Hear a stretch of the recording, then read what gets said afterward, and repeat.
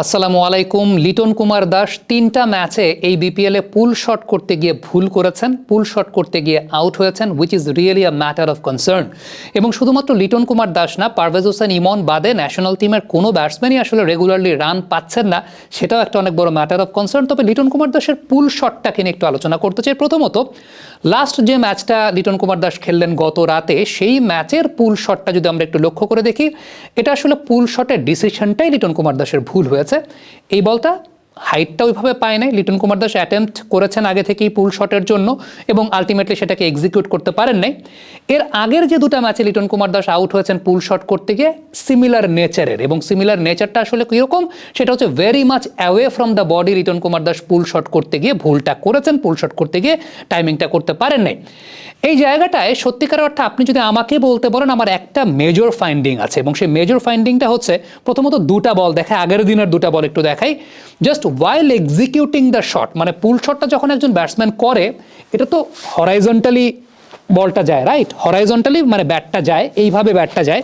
লিটনের ক্ষেত্রে একটু খেয়াল করে দেখেন, আমরা দুটা বলের ক্ষেত্রে যদি দেখাই, লিটনের ব্যাট কিন্তু হরাইজন্টাল থাকছে না ওয়াইল এক্সিকিউটিং।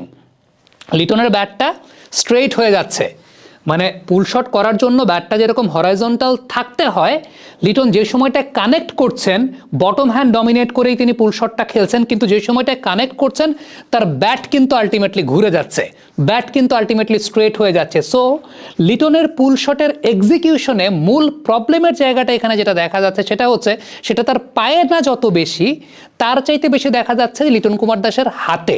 অর্থাৎ বটম হ্যান্ড ডমিনেট করে তিনি যখন পুল শটটাকে খেলছেন, সে বটম হ্যান্ড ডমিনেট করে পুল শটটা খেলার সময় সামহাও এই জায়গাটায় ব্যাটটা হরাইজন্টাল থাকছে না, ব্যাটটা আলটিমেটলি স্ট্রেট হয়ে যাচ্ছে।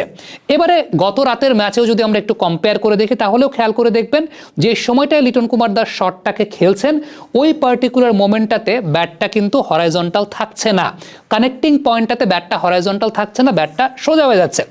আমরা ক্রিকেটে পায়ের ব্যবহার নিয়ে যেরকম কথা বলি, আরেকটা কথা আমরা বলি হ্যান্ড আই কোঅর্ডিনেশনের কথা।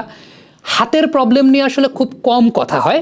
লিটন কুমার দাসের এই মুহূর্তে আমার কাছে যেটা মনে হচ্ছে যে লিটন কুমার দাস আলটিমেটলি তার এই প্রবলেমটায় ভুগছেন, যে জায়গাটায় বটম হ্যান্ড হয়তোবা ঠিক মতো ব্যালেন্সটা রাখতে পারছে না। হ্যাঁ, পায়ের ব্যবহার কিংবা ওভারঅল সব কিছু মিলিয়ে যদি আমি বলি, তাহলে একটা বিষয় এর আগের দুইটা ম্যাচের আউটের প্রেক্ষিতে বলতে পারি। বাবা, এত এনার্জি কই পাও? এই পাওয়ার চুমুকে অ্যাকশন। সেটা হচ্ছে যেহেতু very much away from the body Liton Kumar Das খেলছিলেন, এবং তার আপার বডি সামহাও বাদিকে সরে যাচ্ছিল, শট এক্সিকিউট করার সময় আপার বডি সামহাও বাদিকে সরে যাচ্ছিল, এবং তিনি যখন শট খেলছেন অর্থাৎ শটটাকে এক্সিকিউট করছেন, তার মাথা বলের সাথে প্যারালাল লাইনে নাই। আমরা যদি ইন্ডিয়ার সাথে যে ম্যাচটা লিটন কুমার দাস ভালো খেলেছিলেন টি-20 ওয়ার্ল্ড কাপে, 2022 টি-20 ওয়ার্ল্ড কাপে, সেইখানকার পুল শটের সাথে এই পুল শটের যদি একটু পার্থক্য করে দেখেন, তাহলে যে বিষয়টা লক্ষ্য করবেন সেটা হচ্ছে যে very aligned, his head was very much aligned with the line of the ball. এক্ষেত্রে Liton Kumar Das back to back দুটা ম্যাচে যেটা করেছেন সেটা আমরা দেখতে পেয়েছি যে অনেক দূর থেকে বল থেকে টেনেছেন, ম্যানুফ্যাকচার্ড। কিন্তু উল্লেখযোগ্য ব্যাপারটা যেটা, সেটা হচ্ছে যে লাস্ট ম্যাচটাতে কিন্তু বল লাইনেই ছিল, হয়তোবা তার হেড পজিশন বলের লাইনেই ছিল, কিন্তু প্রবলেম যেটা আসলে লিটন কুমার দাসের হচ্ছে সেটা হচ্ছে ওয়াইল এক্সিকিউটিং দ্য শট, এই ব্যাটটা হরাইজন্টাল থাকছে না, এই ব্যাটটা স্ট্রেট হয়ে যাচ্ছে। এবং পুল শটের সময় যেটা হয়, লিটন কুমার দাস পুরোপুরি বটম হ্যান্ডের উপর ডমিনেট করেই তো আসলে শটটা খেলেন, বা এই ব্যালেন্সটা কিন্তু বটম হ্যান্ডের উপর ডমিনেট করেই আসে। আমি যেমনটা আপনাদেরকে ঠিক এই মুহূর্তে দেখাচ্ছি, বাট লিটনের ক্ষেত্রে যেটা দেখা যাচ্ছে সেটা হচ্ছে এটা এই হয়ে যাচ্ছে। এটার পেছনে একটা বড় কারণ থাকতে পারে, সেটা হচ্ছে লিটন পুল শট করার জন্য বলটাকে অনেক বেশি অ্যালাউ করছেন কিনা, অনেক কাছাকাছি অঞ্চল থেকে পুল শট করছেন কিনা। নর্মালি যেটা আমরা ব্যাটসম্যানদেরকে দেখি যে একটু দূরে থাকতেই পুল শটটা চালিয়ে দেন, টাইমিংটা আরও বেটার হয়, হাতটাকে অনেক খোলা যায়।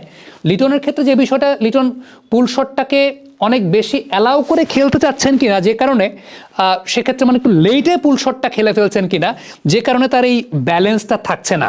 আই হোপ এই ব্যাপারটা নিয়ে অবশ্যই লিটন কুমার দাস কাজ করবেন। বাংলাদেশ টিমের ক্যাপ্টেন তিনি, লিটন কুমার দাসের উপরেই কিন্তু মানে টি-20 ওয়ার্ল্ড কাপ বলেন বা আগামী দিনে বাংলাদেশের ব্যাটিংয়ের স্তম্ভ বলেন, সব কিছু কিন্তু লিটন কুমার দাসের উপরই ডিপেন্ড করছে।